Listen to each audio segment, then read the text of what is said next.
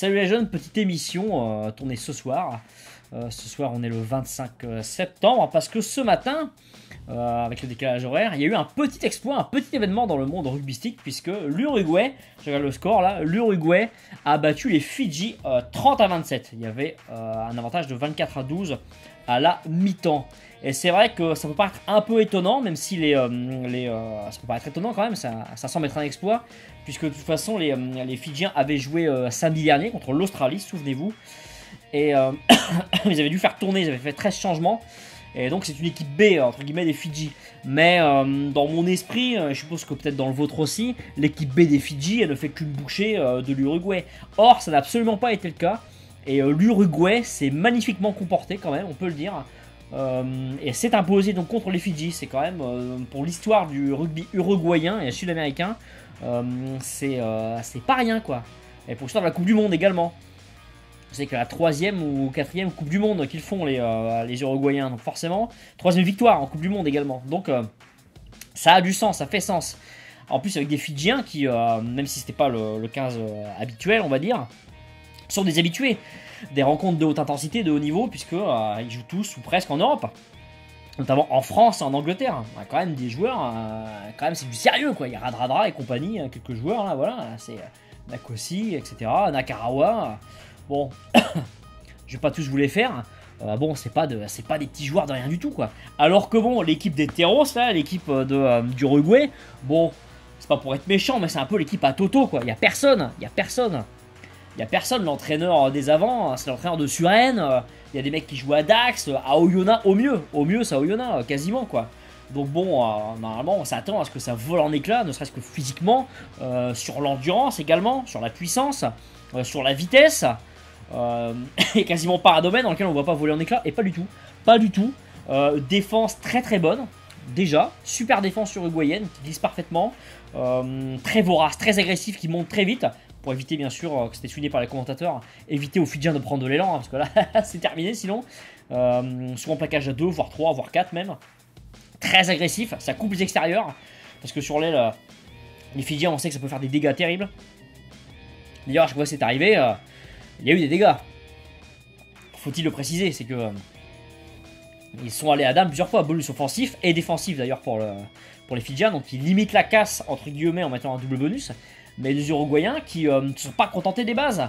Ils ne sont pas contentés de renvoyer les ballons et de faire le dos rond. Non, ils ont envoyé du jeu les mecs. Ils ont envoyé du jeu, ils ont joué, ils ont exploité les ballons qu'ils avaient le mieux possible. Alors, ils ont profité des nombreux ballons rendus, notamment des en avant, des fautes de main des Fidjiens. Mais c'est pas arrivé comme par magie hein, ce résultat. Ils ont vraiment envoyé quoi. Ils sont vraiment envoyés. Grosse solidarité. Ils ont quand même beaucoup bossé. Alors là, c'est vrai que sur leur mêlée, la mêlée uruguayenne a eu un petit peu de mal. La mêlée fidjienne a vraiment beaucoup progressé ces dernières années. C'est vraiment assez difficile. La preuve qu'il y avait quand même des repères d'équipe, puisque la mêlée fermée est sûrement la phase la plus collective des sports collectifs. Donc il y a des repères, il n'y a pas rien. Et c'est pas juste 15 nombres les uns à côté des autres, sans qui n'ont jamais joué ensemble. C'est quand même une équipe qui fonctionne. Mais peut-être les marrons du guidon, se dire l'Uruguay c'est peanuts quoi. Un peu l'erreur qu'avaient fait les Français contre les Fidji l'an dernier d'ailleurs. Se dire non mais c'est des Fidji, les dernière fois qu'ils sont venus on leur a mis 50 points, ça va être fastoche. Et ben non, c'est pas comme ça que ça marche. C'est pas comme ça que ça marche. Une équipe uruguayenne qui a su s'y retrouver avec une cohésion d'ensemble, ce qui n'a pas forcément été le cas de l'équipe des Fidji, qui s'est reposée sur ses lauriers un petit peu, sur ses forces habituelles, sans chercher plus, sans aller chercher plus de ressources.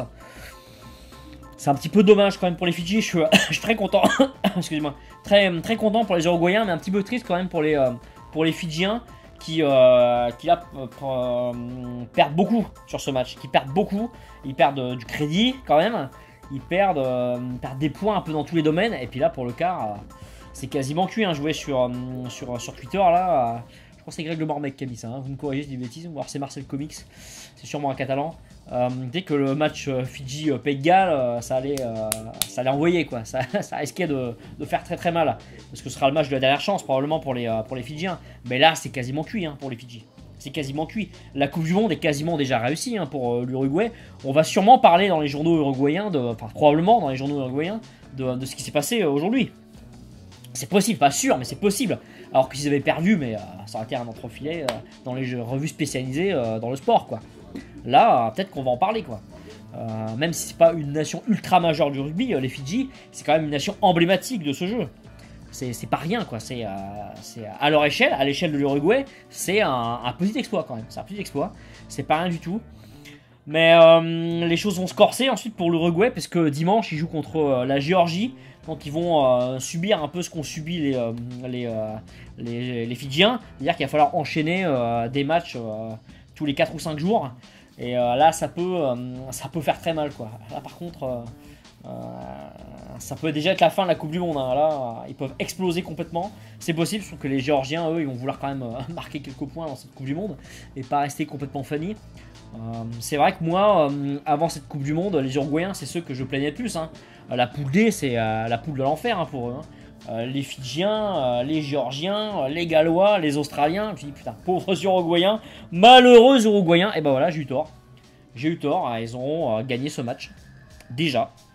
Alors, c'est pas un truc fou. Alors, s'ils battent les Géorgiens, ce qui serait quand même extraordinaire, hein, là, 4 jours plus tard, ça serait quand même incroyable.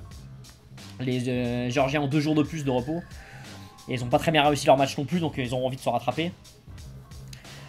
Mais voilà, alors après, pour ce qui est des Fidjiens, je sais pas quel est leur prochain match, là. De toute façon, il y a que des gros, hein, donc ça va saigner, là. Hein. Là, ça va saigner. Pour les Fidjiens, je suis un peu embêté quand même, là. C'est un peu tendu. C'était un peu passé au travers d'une mi-temps, là, je crois la première mi-temps contre l'Australie. Et du coup là, ils sont un peu dans la merde là. C'est un petit peu dans la merde, la Coupe du Monde est quasiment déjà ratée, hein. Là c'est quasiment cuit.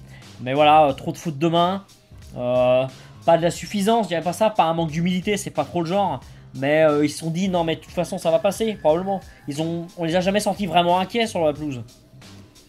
Alors qu'ils étaient derrière au score quasiment tout le match. Quasiment tout le match derrière. Et on les a jamais vraiment sentis inquiétés. Un peu comme si... s'ils avaient mené finalement, comme s'ils avaient eu le lead, eu la tête du match, quoi.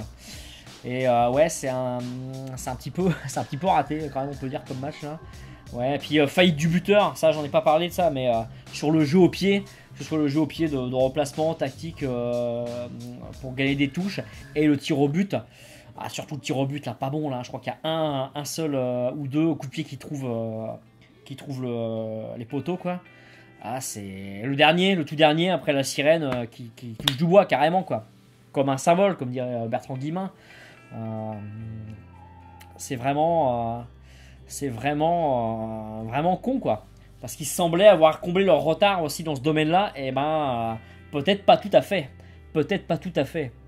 Donc voilà, c'est quand même bien pour le rugby sud-américain. Voilà, pour le rugby des îles un petit peu moins, quoi. Parce qu'il semble, on sentait quand même le rugby fidjien. C'est vrai que les Tongiens et Samoans semblaient moins forts. Le rugby fidjien prendre un peu le dessus. Et voilà, des accidents sont encore possibles. Après, bon, c'est le jeu, hein. Il y a un vainqueur et un vaincu, hein, forcément. Hein. Donc c'est pas un scandale sur le principe. Mais bon, j'ai vu sur Twitter aussi qu'on est content de voir les Uruguayens se rapprocher, remonter un peu le courant, un peu comme un saumon dans le temps du tiers 2. Mais voir les Fidji s'éloigner du tiers 1, c'est un peu con, quoi. C'est un petit peu con. Mais on ne peut pas y avoir 20 équipes dans le top 10, hein, de toute façon. Hein. Ça, c'est comme ça. Hein. Voilà ce que j'aurais à dire. Voilà, j'ai un internaute, excuse-moi, j'ai oublié ton nom, jeune homme, sur Facebook qui m'a demandé de faire l'émission. Bon, ça me paraissait quand même faisable. Grâce au replay, on peut le faire quand même. Maintenant, on a quand même la technologie pour le faire. Comme l'homme qui valait 3 milliards, là, nous avons la technologie. On pouvait le faire, il y a les replays, et puis ça ne prend pas tant de temps que ça. Puis j'avais quand même la curiosité de le voir, ce match. Donc, je l'avais pas vu, hein, c'était le matin, moi j'étais au travail, ou sur le vélo, en train d'arriver au travail, ou au travail. Donc j'ai pas pu le voir. Et donc c'est vrai que c'est quand même pas mal de pouvoir regarder ce genre de match. C'est ce qui fait l'intérêt d'une Coupe du Monde. Hein. C'est ce qui fait le sens et l'intérêt des Coupes du Monde et du rugby international. Hein. Donc bon, s'il n'y avait pas ce genre de match, ça servirait à rien. Ce serait juste des maths, on compare les classements et on joue pas, quoi. Donc voilà. C'était vraiment très intéressant. Un match agréable à regarder, peut-être l'un des plus agréables à regarder. Même connaissant le résultat, c'était quand même pas mal à regarder. Vraiment étonnant aux Uruguayens. Bravo à vous. Bravo Terros. Et c'est là-dessus que je vais finir. Allez, ciao, bye.